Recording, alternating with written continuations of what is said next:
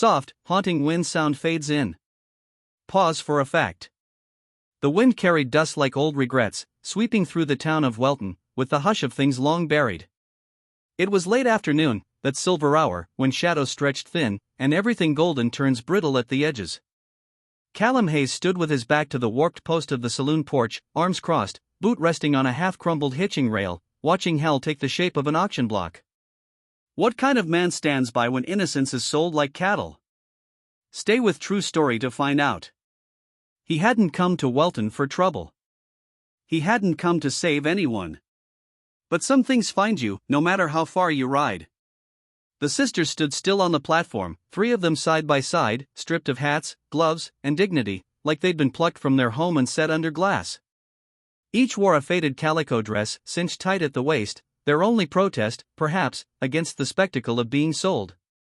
Ada, the eldest, had hair the color of pinewood, and a calm in her eyes that unsettled men more than tears might have. She didn't flinch, didn't blink, just stared out at the gathered crowd like she'd memorized every cruel face. June, in the middle, had fire in her posture, arms crossed tight, jaw locked, lips drawn in a snarl she didn't bother to hide. And the youngest, Sandra, barely grown, with a sunburned neck and trembling hands, clung to the hem of her sister's skirt, as though she could vanish if she touched it long enough. What would you do if you saw three sisters sold by their own stepmother? True Story brings you the moment one man changed everything. Callum's jaw tensed. He'd seen cattle auctions with more decency. At the side of the platform stood the woman responsible. Stepmother, they said. Widow Langley's second wife. Callum didn't know her name, and didn't care to. Sharp as a pickaxe, skin like bleached parchment, and a voice as sour as unripe apples. She's starting Ada at $30, someone muttered near Callum. He turned. Two ranch hands in dusty hats leaned against the saloon railing, half drunken, chewing dry tobacco. She don't look bad for a spinster. Bet she'll fetch good coin. Callum's gaze drifted back to Ada. She looked straight ahead, not proud, not ashamed, just unmovable. He felt something then. Not pity, something older, a tired kind of fury that sat low and hot in the belly. Quiet, the stepmother snapped. I'll not have whispers ruining a decent sale. These girls are legal wards. No father to speak of. Their time's up, and their upkeep's done. Take it or leave it. Callum took a long draw from his flask, then tucked it away, jaw working. He'd heard rumors the Langley patriarch was dead. Died slow from fever on a failed claim near the Dakotas. But rumors were liars, same as people. And what kind of woman sells her husband's daughters like stock? Ada shifted slightly, and her gaze caught Callum's. Just for a breath, just long enough to see that he was watching. He didn't look away. The bidding began. Sparse at first. A drunk offered 20. The general storekeeper nodded at 35. A cattleman with sweat-stained sleeves and missing teeth raised to 45 for June, laughing as he did. Sandra had yet to be priced. Some folks whispered she'd be better off left behind. Callum exhaled slow. Thought about the last town he rode through. A widow crying over a child buried in an unmarked grave.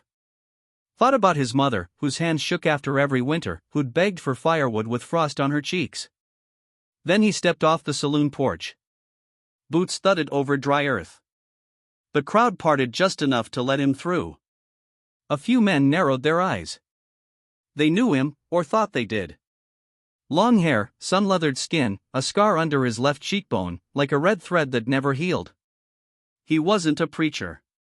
Wasn't a lawman, just a drifter who smelled like horses and dust. He stopped in front of the platform, looked up. I'll take all three, he said, voice low and calm. The stepmother blinked, lips twitching. This ain't a package deal, stranger. I'm not haggling. I'll pay what you want. His hand dipped into his coat and came back with a drawstring bag. It hit the platform with a solid clink. Silver dollars. A handful of gold. She stepped back. You're out of line. There's procedure. Bidding. I ain't bidding. His voice cut through the air, not loud, but sharp. I'm freeing them. Gasps whispered like wind through tall grass. The sheriff leaned off the wall, hand near his hip. A few men chuckled nervously, waiting for a punch or a bullet. The stepmother leaned forward. You got no right. I got every right, Callum said. You're selling what ain't yours. These women got a father. He's still breathing. You didn't wait long enough for him to die. That's your trouble. Thomas Langley is dead. No, Callum said. He ain't. He's sick. Got word from a trapper near Fort Ray. Man's clinging on, asking for his girls. And you were too busy counting coin to hear him. June's mouth parted. Ada took a step closer. Even Sandra raised her head. The sheriff finally spoke. You sure about this, Hayes? Callum turned. You gonna stop me? I ain't stopping you. Just asking if this is a rescue or a marriage proposal. Neither. Callum glanced back at the platform. A man's got the right to deliver a message, and the right to right a wrong if it's happening in daylight. For a long, stretched moment, no one moved. Then Ada stepped down off the platform. She didn't run, didn't flinch, just walked toward Callum and stood beside him. June followed, with a sideways glare, daring anyone to speak. Sandra hesitated. Then Ada held out her hand, and the youngest reached for it, like a bird being coaxed from a cage. Callum tipped his hat to the sheriff. We'll be out of town before sundown. And without another word, he turned and led the sisters to his wagon. The sky was softening toward lavender. Horses snorted in their hitching posts. Somewhere, a baby cried, a dog barked, and a shop door slammed. But for a while, the world felt very still. At the edge of the road, Ada paused, looked over her shoulder at the town, at the crowd still blinking in the dust. Thank you, she said, soft as wind, but true. Callum gave a half nod. Ain't done yet. He helped them into the wagon, tossed the bags, took the reins. They didn't ask where he was taking them. Didn't ask what he wanted. Maybe because he hadn't looked at them like they were debts owed. Maybe because he hadn't looked at them at all, not like men usually did. As the wheels creaked forward, Ada leaned back, winding strands of her hair. June sat with arms crossed, still ready to fight. Sandra nestled between them, watching butterflies chase each other beside the road. Behind them, the town of Welton faded into shadow. And beside her, Ada glanced sideways at the man with sunburned hands and silver in his stare. He didn't smile, but he didn't need to. Some men come to a town to start fires. Others come to carry the ashes home. And though Ada didn't know where the road would end, she knew, deep in the hollow of her chest, that something sacred had just been interrupted. Not destroyed, not broken, just paused long enough for hope to breathe again. The wagon turned north. The wind changed. The road north was slow and littered with silence. Callum didn't fill it. He drove the wagon like a man working off old sins, steady, eyes fixed on the horizon, hands loose on the reins. The sisters sat behind him in a row of worn quilts and travel-wrapped baskets, quiet but not frightened. Not anymore. Fear had long since dried up in them. What remained was something colder. Endurance. The morning after the auction, they'd left Welton without farewell or fanfare. The sheriff had watched from his office, arms crossed, saying nothing. No lawman interfered with a man doing right, not when the sky was clear, and the town too cowardly to help on its own. Callum stopped at a fork in the trail under a crooked juniper and let the horses breathe. He climbed down without a word, checked the wheels, refilled the canteen from the creek that ran clear beneath frost-glazed stones. Ada followed after a time, steps sure but soft. She didn't speak right away, just stood beside him, staring at the creek. How far? She asked finally. 3 days if the weather holds, he handed her the canteen. And if it doesn't, 4, maybe 5. Ada drank, then passed the water back. Her eyes didn't leave the trees.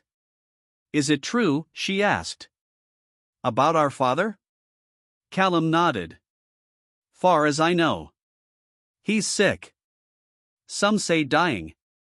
But he sent for you. Ada swallowed hard, though not from grief. I didn't know he sent for us. I thought we thought he was gone. That's what she wanted you to believe, Callum said. Your stepmother. He gave no name to the woman. No protest, just silence, heavy and rooted. Back in the wagon, June muttered under her breath, still simmering from the day before. Don't make no sense. If Pa was alive, why didn't he send a man?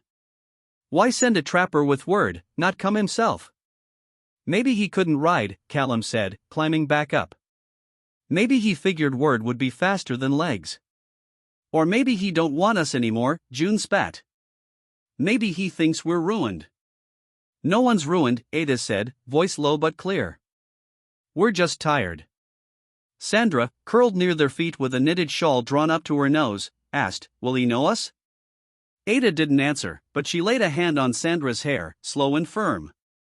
Callum glanced back once as they continued. The youngest girl had the look of someone who had never known a world with choices. It haunted him more than anything. By the second day, the road grew thinner, less traveled. Pines gave way to scrub. Coyotes cried from hills that hid more bones than settlers. Callum didn't tell the sisters, but this stretch had been dangerous once. Raiders, bandits, starvation. But now it was just empty. Too many ghosts had already taken it. They stopped before sundown, not near a town, not near anything, just an open patch by a flat stone and a river that whispered like someone praying. Callum set up the fire. The sisters collected sticks, built the bedrolls, boiled beans. It became a rhythm with no questions. Not because they trusted him, but because he didn't ask for trust. He just worked, and worked quietly. That night, June finally broke. Why'd you do it? She asked him halfway through the meal. You ain't our kin. You could have walked away. Callum didn't look up from his plate. Could have. So why? He shrugged. Didn't sit right, watching that happen. I've seen a lot of wrong out west. Learned to walk past most of it. But this felt like a crack in the world. June scoffed. You think you saved us? No, he said simply. I think you were worth more than you were being sold for. That's all. June wanted to stay angry, but anger, when answered gently, doesn't know where to go. So she fell quiet.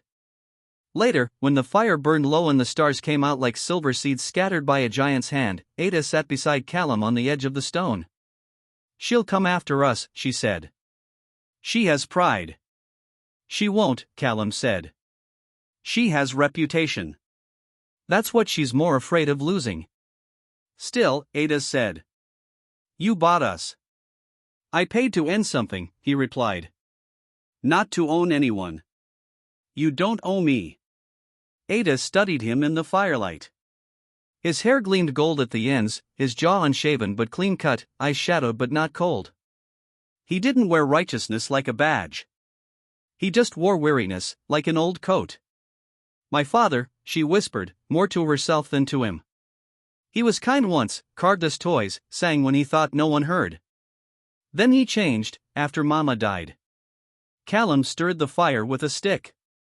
Grief makes cowards of men, or monsters. Sometimes both. I don't know what he is now, she admitted. I don't know if I want to know. He looked at her, really looked. Then why ride north?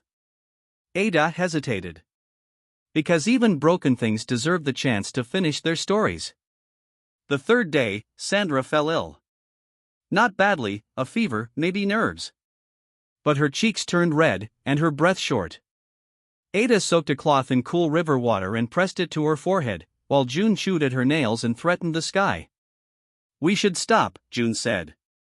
Let her rest.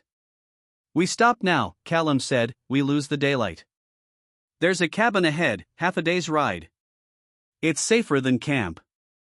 You said 3 days. I said if the weather holds. This ain't weather. This is chance. Ada watched him, weighing him. We ride, she said. We ride careful, and we stop when it's worse. Not before. Callum gave a nod. No arguments. The wagon rocked gently as they moved on. Callum didn't rush, didn't jostle the road. He gave her the reins once so he could ride beside on horseback, letting the weight ease from the team. That night, they reached an old station shack, long abandoned but solid enough. A roof, a hearth, a door that could close. June started a fire. Ada warmed broth.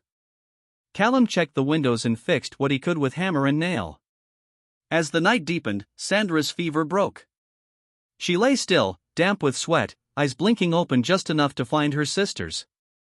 Then she smiled, barely but real, and drifted to sleep. June cried alone in the corner. Ada stood on the porch, arms wrapped around herself. Callum stepped out, holding a tin cup of coffee. "I've got no right to ask," Ada said, voice soft. "But is he really still alive?" He offered her the cup. "He is." "A man near Fort Ray swore it," said Thomas Langley sent him, sick and near dead, to find his girls. Ada held the cup, didn't drink. "Why you?" "I was nearby. Had coin, no land, no past worth speaking of. And now," he glanced at her, "now I've got a wagon full of sisters who don't trust easy, and a promise to deliver." She almost smiled. "Almost." "Thank you," she said. "Not for the ride. Not for the silver. Just for not looking at us like we're broken." He didn't answer. Some truths don't need ceremony. Inside, Sandra stirred in her sleep, murmuring names from childhood. June folded her arms, forehead pressed to the wall, listening. The fire flickered low, casting shadows that swayed like dancers against the cracked walls. And outside, under the stars, a man and a woman stood close, not in romance, not yet, but in a quiet kind of reverence, a place where something fragile had room to grow. Tomorrow, they would reach the ranch. Tomorrow, the father would rise or fall. But tonight, Callum knew the price of freedom wasn't just coin or courage. It was patience. It was choosing not to run, even when the world gave you every reason to. And in the hush of midnight, with the wind rustling pine, he felt, for the first time in years, that he was standing somewhere he was meant to be. Not as a hero, just as a man trying to keep a promise. And that, perhaps, was enough. The wagon rolled onward through sagebrush country, where the road blurred into little more than a line of ruts stitched between distant hills. Mountains rose faint and faded in the north, like promises half-kept. The sun overhead burned soft gold, not yet cruel, and the wind brushed the tall grasses like fingers through old hair. Time seemed slower here. Or maybe it just stretched longer when no one filled it with talk. Callum sat high on the driver's bench, reins loose in one hand, the other resting on his thigh. He'd said little since Sandra's fever broke. No need to. The sisters had settled into their own rhythm. Ada beside him in quiet alertness, June restless as a bird in a cage, and Sandra, still curled under quilts in the wagon bed, half awake and humming to herself, a tune like something from a cradle long gone. They passed no towns, no signs, just the sun, the wind, and the long road between what had been and what waited. By midday, the trail curved along a dry riverbed. Callum slowed the team and glanced to his side. "She's sleeping," Ada nodded. "Not fevered, just weak. Her color's better. She's got grit." "All of you do," she said softly. "We had to." He didn't press. That was the thing about Callum. He never asked for stories, but he listened like he'd already heard the shape of them before. Behind them, June let out a sharp sigh. "How much longer?" "2 more days," Callum answered without looking. "If the trail stays kind." "It never stays kind," June muttered. "It always breaks something before it gives." Ada didn't scold her. She just reached back, touching her sister's knee in quiet reassurance. Callum caught the motion and filed it away. These women had learned to survive each other the way soldiers did, through proximity and grit, not ease. That night, they camped in the basin of a dry valley, where wildflowers still clung to the shadows. The fire cracked slow and low, sending sparks into a velvet sky. June did most of the cooking, bitterly but well, while Ada tended Sandra's sleep. Callum strung a line of rope from tree to tree and hung tin pans to catch wind as warning bells. He wasn't afraid of animals. Men were quieter, and far worse. After the meal, June sat with her knees drawn up, head resting on her arms. "I had a plan," she said suddenly, to no one in particular. "Before all this." Ada looked up. "What kind of plan?" "Get married," June said. "To someone dumb and rich. Get out." I was gonna smile so pretty and talk so sweet, he wouldn't even notice I hated him. Ada said nothing. "But I waited too long," June continued. "Got older, got plainer. Then Mama died, and she came in like a sickness, and suddenly we were just things, just mouths she didn't want to feed." Callum didn't interrupt. He just watched the fire. June turned toward him. "You ever lose anyone?" His eyes stayed on the flames. "Too many. Some I loved. Some I didn't realize I loved until they were gone." That answer quieted her more than sympathy would have. Later, after they lay down, Ada remained awake, sitting upright with her arms wrapped around her knees. The moonlight lit her profile, pale and fine, like carved bone. Callum stirred the fire and looked over.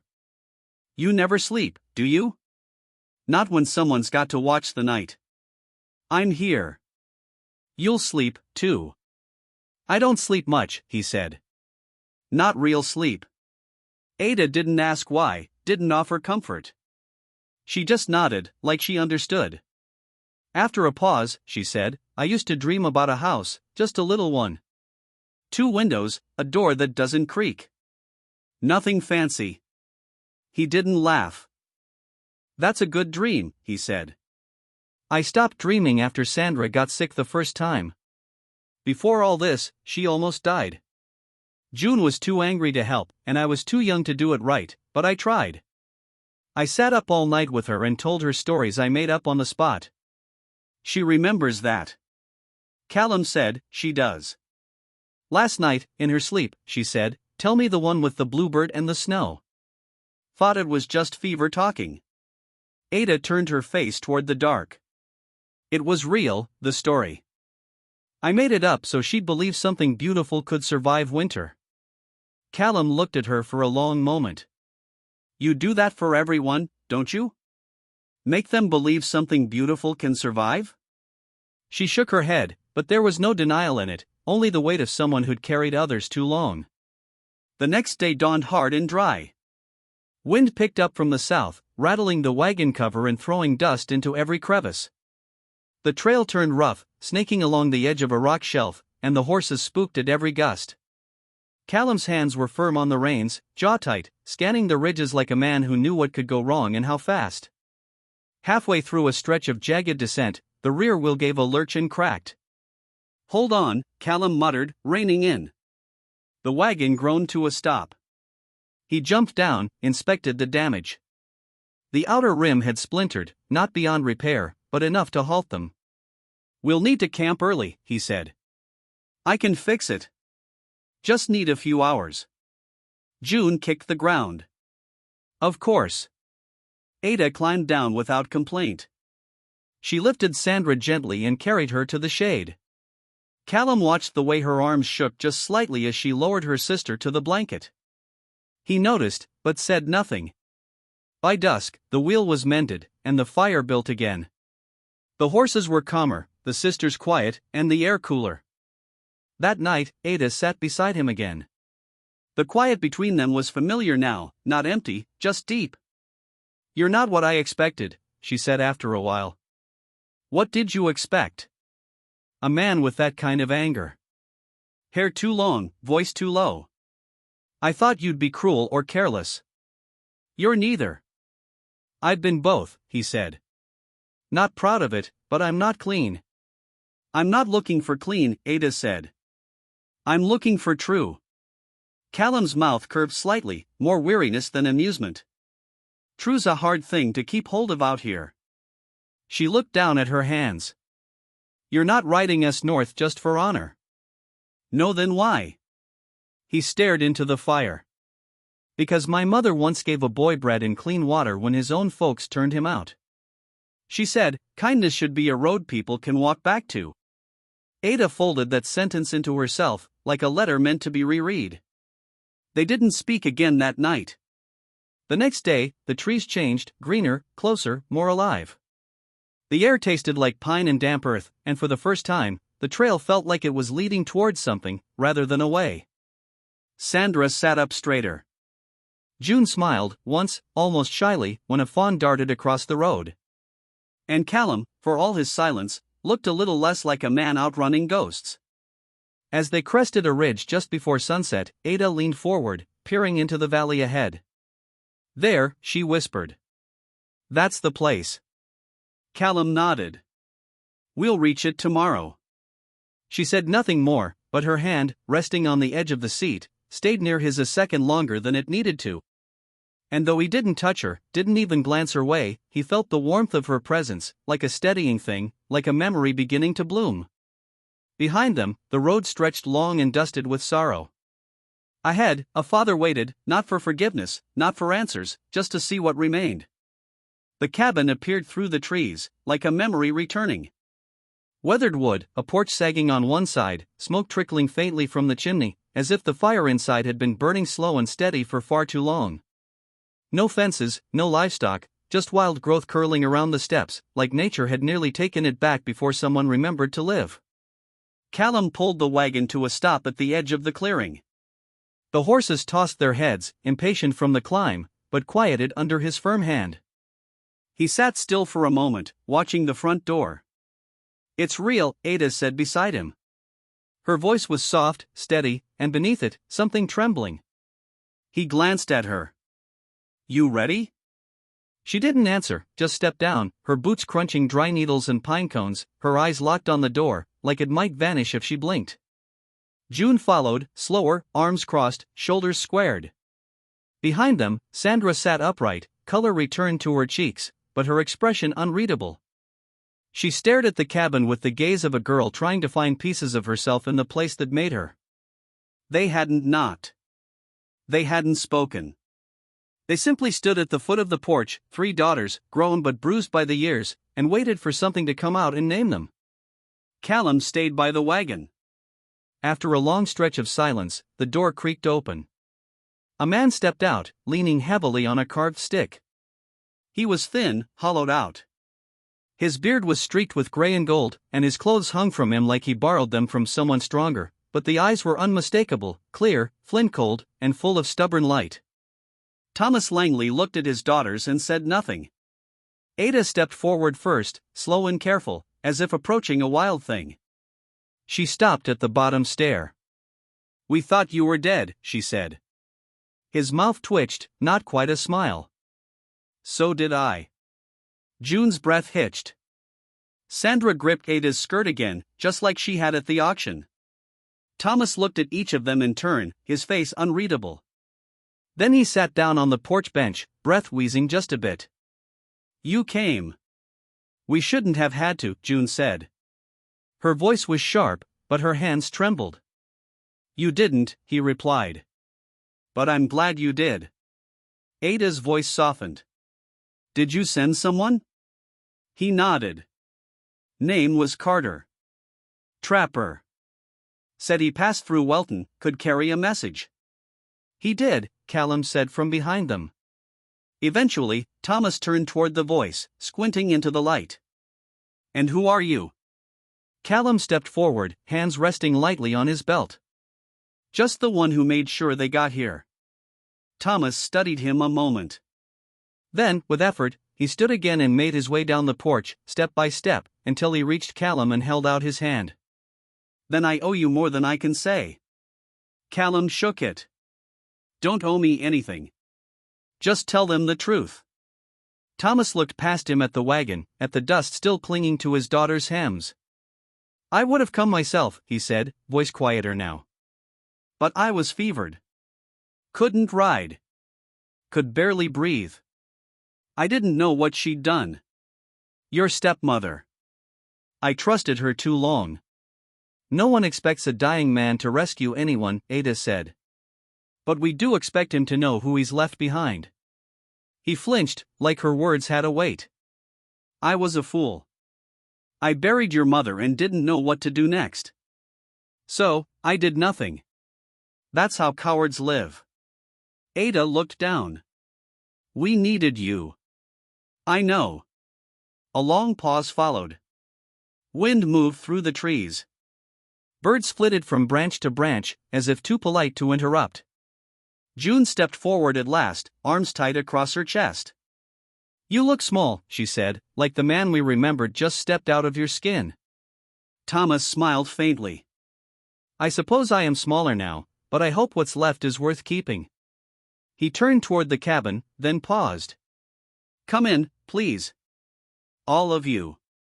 They followed, slowly, together. The inside was humble. One main room, a small kitchen space, 2 narrow beds, a fireplace built from river stones. It smelled of smoke, sage, and thyme. A blanket draped over the back of a rocker, shelves lined with tools and dried herbs, a table with 3 worn chairs, one replaced with a crate. Thomas gestured. It ain't much, but it's what I got left. Ada moved to the hearth, knelt, and stirred the coals. You've kept it warm. Didn't want the cold to take it all. Sandra sat at the edge of one bed and looked around with wide, unsure eyes. It's quiet. It's been too quiet, Thomas said. A man loses his girls, he hears every silence louder. Callum stood by the door, letting them fill the space before him. Thomas turned toward him again. You really brought them all this way? Callum nodded. Why? I gave my word. That all? Callum met his eyes. Sometimes that's enough. Thomas looked at Ada, then June. Did he treat you well? June surprised them all. He didn't try to fix us. He just carried us. That seemed to move Thomas more than any gratitude.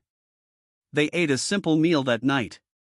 Flatbread, beans, dried meat, the kind of supper made when a man lives alone too long. But no one complained. They ate slowly, the kind of slow that comes when something once shattered is trying to remember how to hold its shape. Ada helped clean. June rearranged the chairs. Sandra found a loose board in the floor that still squeaked like it did when they were children and laughed for the first time in days. As the sun set, Callum stepped out onto the porch, leaning against the post. Thomas joined him after a while, hands clasped behind his back. You're not just a drifter, Thomas said. You've got stillness in you. I used to be a lot of things, Callum replied. Now I'm mostly quiet. Thomas nodded. There's use in that. He looked toward the woods, toward the dark. They'll be all right now, he said.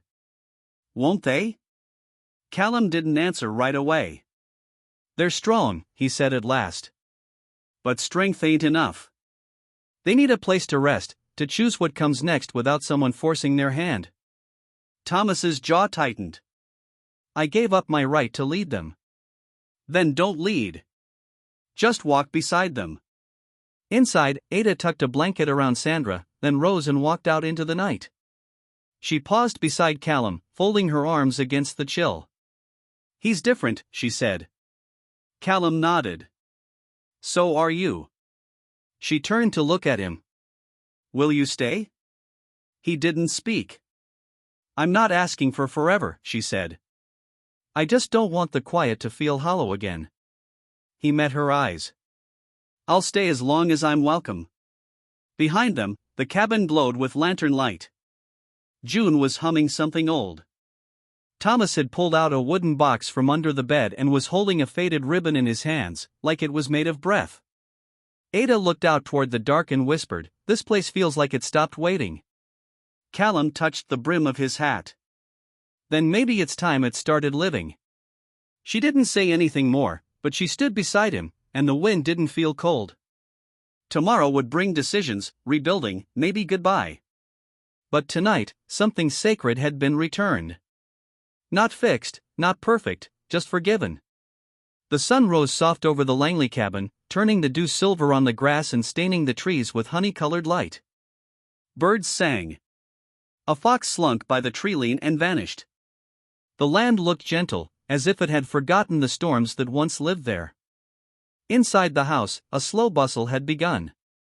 Not hurried, not loud, but purposeful, as though the space itself was stretching awake after years of being held too tight. 3 days had passed since the sisters returned home. In that time, the silence of the cabin had changed. No longer hollow, it now carried weight. The scrape of chairs being moved, soft laughter that echoed like remembered lullabies, the clink of cups, the shuffle of feet.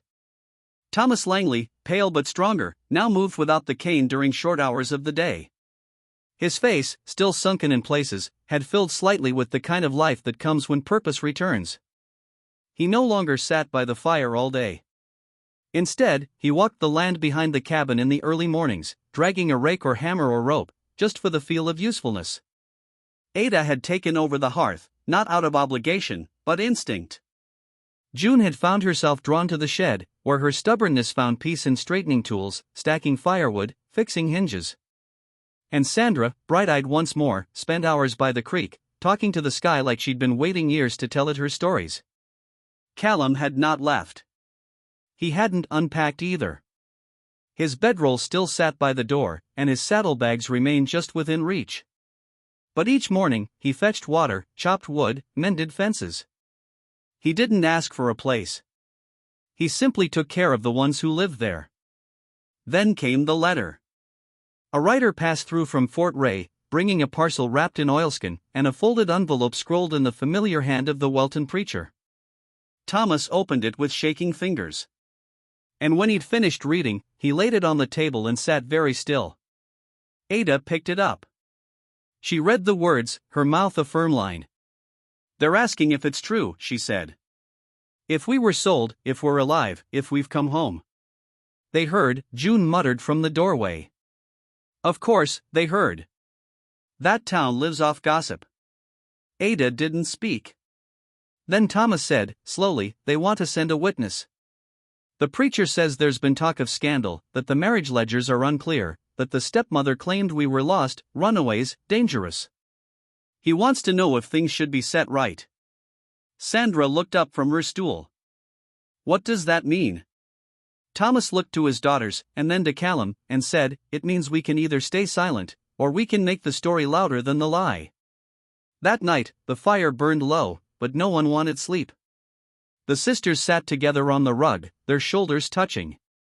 Callum leaned by the wall, arms crossed, eyes closed, though listening. Thomas sat at the table, running his thumb over the edge of his mug. "We won't go back," June said. "I won't step foot in Welton." "You won't have to," Ada said. "We don't owe them anything." "But we owe ourselves the truth," Thomas said. "And so do the women in that town, the girls who think they're alone." Silence settled again. Then Ada spoke, slowly. "Then let's give them something they can't ignore." The next morning, the preacher arrived, dusty and apologetic. He'd ridden hard, it seemed, chasing rumors up the mountain. Thomas met him with calm grace and handed over the letter and the old deed Callum had used in the auction. "She lied," Thomas said. "About everything, and I let her. Now I'm done letting others speak for my house." The preacher blinked. "I don't know what you want of me." Ada stepped forward. "We want a ceremony, for forgiveness, for naming," Ada said, "and for witness. We're not hiding anymore." They planned it in the open air, with wildflowers gathered in tin pails and linens washed and strung between pines. There was no talk of dowries, no matchmaking, no men claiming hands like property. This was not about marriage in the common sense. This was about reclamation. 3 weddings, yes, but not to husbands. June married her own rage, stood tall, and let go of the shame stitched into her back. She stood barefoot beneath the trees and read aloud the names of every woman she knew who had been silenced. The wind caught her words and carried them like prayer. No man took her hand that day, but every girl in earshot stood taller. Sandra married her voice. She wore her mother's shawl and recited, soft but clear, a story she had written about a bird that lived through the snow. She sang the lullaby Ada once used, but made it hers. And even the preacher wiped his eyes. She danced alone in the grass, and when it was done, she kissed her father's cheek and whispered, "I think I'll be a writer." Ada was last. She did not stand under branches or speak into the wind. She walked to Callum, who stood near the edge of the field, coat off, shirt sleeves rolled, as if unsure if he was meant to stay. She reached for his hand. He looked at her, every scar of his life visible in his stillness. "I'm not asking you to stay forever," Ada said. "But I've spent a long time waiting for a man who didn't run from a woman who carries weight." Callum didn't answer. He just stepped forward, took her hand in his, and laid it over his heart. She nodded. They didn't kiss, didn't speak vows. But when she turned to the gathered souls and said, "This is the man who walked us home," the clearing went still with reverence. The preacher stepped forward. "You sure we're not marrying each other?" Ada said, "We're choosing each other." "Then that's enough," the preacher said. "In the eyes of God and anyone worth knowing, that's enough." There was no feast, just stew, fresh bread, wild berries, and tin cups. Laughter and stories. A fiddle played by an old friend of Thomas's who'd wandered up the trail when he heard the songs. Neighbors came, not many, but enough. Some brought small gifts, blankets, flour, honey. Some came to see if the rumors were true. All left quieted by what they'd witnessed. That night, Callum sat on the porch, watching the sky. It was wide and black, stars scattered like fire sparks across an endless roof. Ada came beside him, shawl pulled tight around her shoulders. "Still don't feel real," she murmured. "It is. You ever think we'd end up here?" Callum smiled faintly. "No," she leaned into him. "Me neither." He didn't ask what came next. He didn't press her for promises, but when she reached for his hand again, he held it like a man who knew its weight. Inside, Thomas fell asleep by the fire. Sandra wrote in her book. June sat with her boots off, humming. The cabin, once hollow, breathed. Weeks passed. Callum stayed. He fixed the roof, taught Sandra to shoot a rifle proper, helped June plant onions and tomatoes along the southern slope. Ada worked the ledgers, bartered at nearby farms, baked until the house smelled like something it hadn't since before grief took it. No papers were signed. No towns were involved. But the Langley place became known for the women who returned, for the man who stayed, and for the truth that bloomed there. People came, young women mostly, some bruised, some curious, some carrying babies or scars or stories they hadn't spoken aloud yet, and the sisters made space for them, not as saviors, just as witnesses. Callum was quiet through it all. He didn't speak much, but he built a bunkhouse. He kept watch at night. He found lost horses. And once, when a runaway girl cried in her sleep, he sat by the door and said nothing until she woke calm. One day, as winter leaned close, Ada found him splitting wood in the frost. She stood there a moment, watching. "You could leave," she said. "I know you still haven't unpacked." "I know." "Why?" Callum leaned on the axe, looked at her. "Because some part of me thought you'd ask me to." "I won't," she said. "You can stay or go. You're already part of us." He nodded. Then, quietly, "I don't want to go." She stepped closer. "Then don't." He dropped the axe. They stood in the hush of snow, two people who had once lived in pieces, now holding something whole. There was no need for grand endings, just the steady truth of love that arrived, not in thunder, but in footsteps across a porch. Sometimes the West tells stories in bullets and blood. And sometimes, if you listen close, it whispers of a man who walked 3 women out of silence and stayed long enough to see them bloom. Those are the tales that last, the ones that begin where the noise ends. And the wind, passing through old pine, still carries their names. Thank you for listening to True Story. Don't forget to like, share, and subscribe for more tales that remind us what it means to be human.